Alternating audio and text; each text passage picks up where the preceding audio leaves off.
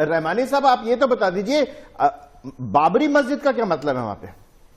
आप ये कहें कि मस्जिद बननी चाहिए, बाबरी का क्या मतलब है ये तो समझा दीजिए। आपका बाबर से क्या रिलेशन है?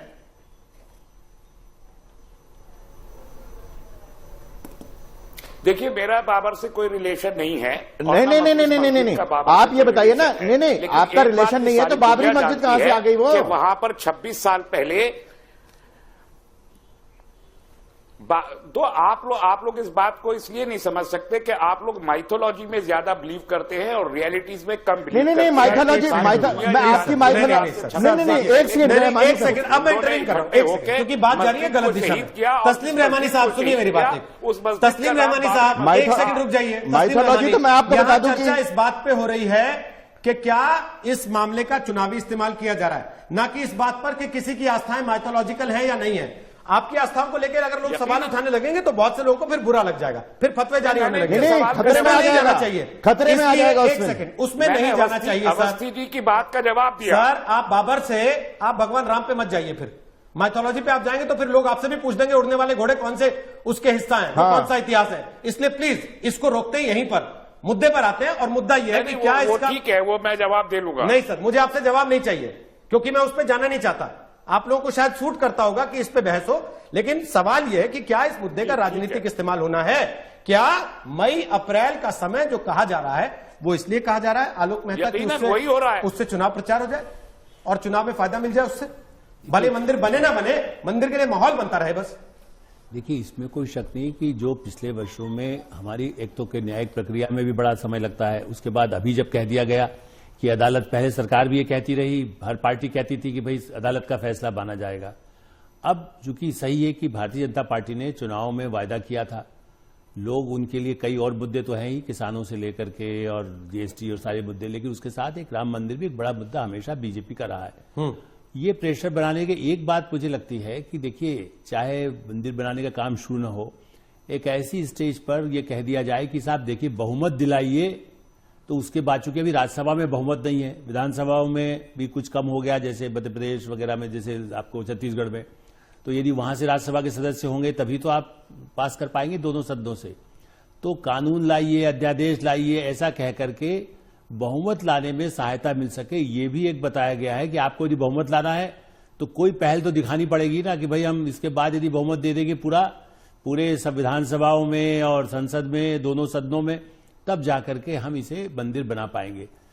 ये जरूर है कि इतने वर्षों में यदि लंबित नहीं रहता मामला, कहीं जल्दी फैसला हो जाता, दोनों समुदायों को बुलाने की कोशिश की गई, श्री रविशंकर जी ने भी की, कई और माध्यमों ने की गई, अदालत भी ये कहता रहा भाई आप लोग मिल बैठ के कर लीजिए, वो हो जाता। लेकिन अब तो उसका राजनीतिक फायदा उठाने की कोशिश होगी, यही तो हो गया। अपोजिशन भी हो रहा है सर, वो किस लिए हो रहा है? वो इसलिए हो रहा है कि भाई 19 के चुनाव के पहले तक बस माहौल बना रहे, क्योंकि मंदिर बनना है, नहीं बनना है, कब बनना है, कैसे बनना है, वो तो कोर्ट ने तय करना है। रोहित इसमें एक बार आलोक जी पूरा कर लें, फिर गौरव से भी कमेंट देना, वो इंतजार करें। कोर्ट तय करे तो करे। देखिए, विश्व हिंदू परिषद और जितनी और संगठन है वो तो ये कह रहे हैं ना कि साहब मंदिर तो हम यहीं बनाएंगे, खाली जमीन का जो झगड़ा है असली, देखिए कोर्ट को ये तो फैसला करना ही नहीं है ना कि मंदिर बनेगा नहीं बनेगा, कोर्ट को फैसला करना है कि जमीन का ये जो हिस्सा है ये किसका है, उसके बाद उसको चुनौती दे करके वो फिर से आगे बढ़ेगा। इसलिए बेहतर तो यही है कि इसको चुनावी मुद्दा न बनाया जाए। देश का मांग ये होती है कि आप इसको चुनाव में उपयोग न करिए, ठीक, जो आपको करना है करिए, जैसे चाहे भाटिया जी जो कह रहे हैं या रहमानी जी कह रहे हैं, ठीक है, फैसला करिए कुछ। गौरव भाटिया, मसला केवल माहौल बनाना है ना, मंदिर बने ना बने ये तो बात की बात है, माहौल बनता है। मैं आपको सुनिए, हाँ, मैं आपको बताता हूं कि 2017 का भी मेरे पास आदेश है, सर्वोच्च न्यायालय ने डे टू डे हियरिंग के लिए कहा, और आदेश मैं पढ़ नहीं रहा, लेकिन वहां कपिल सिब्बल खड़े हुए और उन्होंने गुजारिश करी सर्वोच्च न्यायालय से, जो पूरी तरह से राजनीति को कोर्ट के अंदर लाना था, कि इसकी सुनवाई 2019 के जनरल इलेक्शन के बाद हो। तो कौन चाहता था कि जो है इसकी सुनवाई हो के फैसला ना है? कांग्रेस पार्टी और इनके जैसी तुष्टीकरण करने वाली पार्टी। दूसरी बात, इलाहाबाद हाईकोर्ट ने कहा, एक लाइन पढ़ रहा हूं, जो फैसला अभी निरस्त नहीं हुआ है उसमें यह साफ लिखा हुआ है, राम जन्मभूमि and accordingly the defendants have successfully established the prior construction of temple which was demolished for the construction of the mosque by Muslim under the command of Babur, which was prevalent practice among Muslims to destroy Hindu temples। ये कहता है उच्च न्यायालय इलाहाबाद का। तो हम इसी के आधार पे पे और आर्कियोलॉजिकल सर्वे ऑफ इंडिया के आधार पे यही तथ्य सर्वोच्च न्यायालय के पास है। हम लोग विश्वास रखते हैं कि जीत दोबारा हमारी होगी।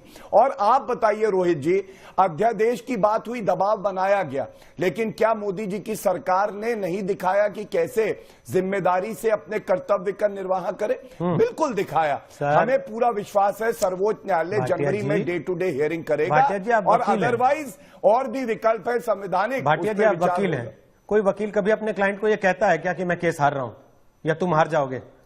वकील तो अपने क्लाइंट को हमेशा ही कहता है नहीं चिंता मत करो, जीत जाओगे, पक्का जीतोगे, नहीं गारंटेड जीतोगे। देखिए सर अब 4.5 साल हो गए आपकी सरकार को सर, अब नहीं जीतते तो फिर कब जीतेंगे? अब तक जीत गए होते, फिर जीतना होता तो बना लिया होता आप लोगों ने मंदिर। मैं तो आपसे सहमत हूं, हम जीतेंगे और ये बात मैं एक वकील होने के नाते जो तथ्य हैं उसके आधार पे भी कह रहा हूं कि हम जीतेंगे। दूसरा, मैं एक हिंदू हूं इसलिए भी कह रहा हूं, एक नागरिक हूं इसलिए भी कह रहा हूं, भारतीय जनता पार्टी का राष्ट्र प्रवक्ता हूं इसलिए भी कह रहा हूं, और मेरा विश्वास संविधान में है। गौरव भाटिया, दिक्कत यह है ना कि आपकी पार्टी के लोग मुसलमान भाइयों पे है इसलिए भी कह रहा हूं। आपकी पार्टी के लोग हिंदू भी हैं, नागरिक भी हैं, आस्थावान भी हैं, बस सरकार ही नहीं हो पाते। जबकि लोगों ने उनको चुन के सरकार इसलिए बनाया कि जो बात वो पिछले 20 साल से सुनते आ रहे हैं इस पार्टी के मुंह से, वो शायद ये पार्टी सरकार में आने के बाद पूरा कर देगी जैसा इसने वादा किया। आप लोग अब भी कहते हैं कि ये तो कोर्ट के हाथ में है।